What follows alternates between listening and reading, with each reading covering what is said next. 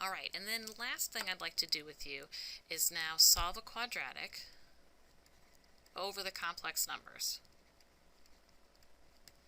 All right, so basically when you're going to solve a quadratic over the complex numbers, and you can do this in that box that is extra. We're just going to do one example, and I might leave then one for you to try. So let's say you're asked to solve x squared minus 16x plus 65 equals 0. All right, so we're solving over the complex numbers. All right, so we are going to use the quadratic formula.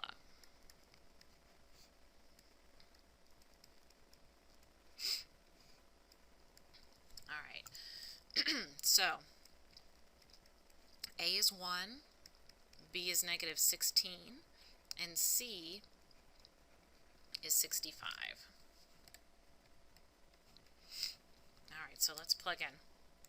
So I have x is equal to, so a negative 16 is 16, plus or minus the square root of 16 squared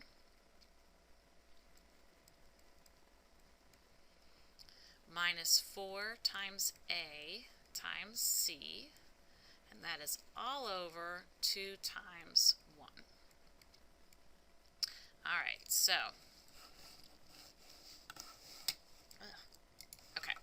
so we have 16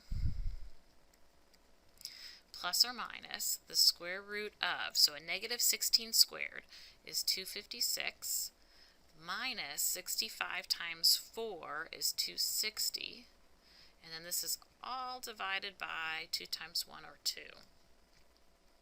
All right, so we have 16 plus or minus, this will be a negative 4 all over 2. So remember, we have two solutions here. We'll have x equals 16 plus the square root of negative 4 over 2, and x equals 16 minus the square root of negative 4 over 2. So now let's simplify each of those. All right, so what is the square root of negative 4? Square root of negative 4 is the same as the square root of negative 1 times 4.